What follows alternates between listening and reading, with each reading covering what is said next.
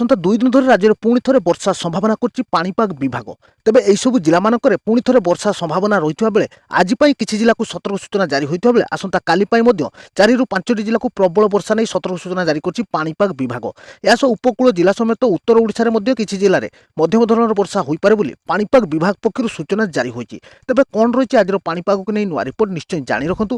ଏହା ସହ ଆପଣମାନଙ୍କ ଅଞ୍ଚଳର ଆଜିର ସ୍ଥିତି କ'ଣ ରହିଛି, ପାଗ ମେଘୁଆ ହେବା ସହିତ ସ୍ଥିତି କ'ଣ ରହିଛି ନିଶ୍ଚୟ କମେଣ୍ଟ ମାଧ୍ୟମରେ ଜଣାଇବା ସହିତ ଭିଡ଼ିଓ ଭଲ ଲାଗିଲେ ଲାଇକ୍ କରିଦେଇ ଚ୍ୟାନେଲକୁ ସବସ୍କ୍ରାଇବ୍ କରି ପାଖରେ ଥିବା ଘଣ୍ଟି ବଟନକୁ ଦବାଇ ଉପରେ ଥିବା ଅଲ୍ ଘଣ୍ଟିକୁ ଦବାଇ ଦିଅନ୍ତୁ। ଯେତେବେଳେ ବି ପାଣିପାଗର ତାଜା ଅପଡେଟ୍ ନେଇ ଆସିବୁ ଆପଣମାନେ ସର୍ବପ୍ରଥମେ ଦେଖିପାରିବେ। ତେବେ ଆଞ୍ଚଳିକ ପାଣିପାଗ ବିଭାଗରୁ ମିଳିଥିବା ନୂଆ ସୂଚନା ଅନୁସାରେ ରାଜ୍ୟରେ ଗତକାଲିଠାରୁ ପାଗରେ ପରିବର୍ତ୍ତନ ସହିତ କିଛି ଜିଲ୍ଲାରେ ସ୍ୱଳ୍ପରୁ ମଧ୍ୟମ ଧରଣର ବର୍ଷା ହୋଇଯାଇଛି। ତେବେ ଆଜି ପାଇଁ କିଛି ଜିଲ୍ଲାକୁ ପୁଣି ଥରେ ପାଣିପାଗ ବିଭାଗ ପକ୍ଷରୁ ସତର୍କ ସୂଚନା ଜାରି ହୋଇଛି। ତେବେ ସେହି ଜିଲ୍ଲାଗୁଡ଼ିକ ହେଉଛି ମାଲକାନଗିରି, କୋରାପୁଟ, ଗଞ୍ଜାମ, ଗଜପତି ଏବଂ ପୁରୀ, ଯାହାକି 5ଟି ଜିଲ୍ଲାରେ ଆସନ୍ତା 24 ଘଣ୍ଟା ମଧ୍ୟରେ ସ୍ୱଳ୍ପରୁ ମଧ୍ୟମ ଧରଣର ବର୍ଷା ହେବା ନେଇ ପାଣିପାଗ ବିଭାଗ ସୂଚନା ଦେଇଛି। ତେବେ ଏହିସବୁ ଜିଲ୍ଲାମାନଙ୍କରେ ଗୋଟିଏ ଦୁଇଟି ସ୍ଥାନରେ ପ୍ରବଳ ବର୍ଷା ହେବ ବୋଲି ପାଣିପାଗ ବିଭାଗ ପକ୍ଷରୁ ସୂଚନା ଜାରି ହୋଇଛି। ଏହା ସହ ଆସନ୍ତା କାଲି ପାଇଁ ମଧ୍ୟ କିଛି ଜିଲ୍ଲାକୁ ସତର୍କ ସୂଚନା ଜାରି କରିଛି ପାଣିପାଗ ବିଭାଗ।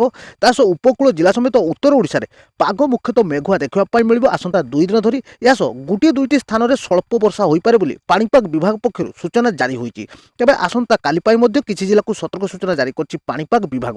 ତେବେ ଆସନ୍ତା କାଲି ପାଇଁ ମାଲକାନଗିରି, କୋରାପୁଟ, କନ୍ଧମାଳ ଏବଂ ରାୟଗଡ଼ା, ଯାହାକି 4 ଜିଲ୍ଲା ପାଇଁ କାଲି ପାଇଁ ସତର୍କ ସୂଚନା ଜାରି କରିଛି ପାଣିପାଗ ବିଭାଗ। ତେବେ ଏହିସବୁ ଜିଲ୍ଲାମାନଙ୍କରେ ସ୍ୱଳ୍ପରୁ ମଧ୍ୟମ ଧରଣର କିମ୍ବା ତାଠୁ ଅଧିକ ବର୍ଷା ହେବା ନେଇ ପାଣିପାଗ ବିଭାଗ ପକ୍ଷରୁ ସୂଚନା ଜାରି ହୋଇଛି। ଏହା ସହ ଆସନ୍ତା 2 ଦିନ ପରେ ପାଗରେ ପରିବର୍ତ୍ତନ ସହିତ ପୁଣି ଥରେ ଶୀତର ଲହରୀ ସାରା ରାଜ୍ୟରେ ଦେଖିବା ପାଇଁ ମିଳିବ ବୋଲି ଆଇଏମ୍ଡିର ଡିରେକ୍ଟର ଜେନେରାଲ ମୃତ୍ୟୁଞ୍ଜୟ ମହାପାତ୍ର ସୂଚନା ଦେଇଛନ୍ତି। ଏହା ସହ ସେ କହିଛନ୍ତି କି ଏଥର ରାଜ୍ୟରେ ପ୍ରବଳ ଶୀତ ଅନୁଭୂତ ହେବ।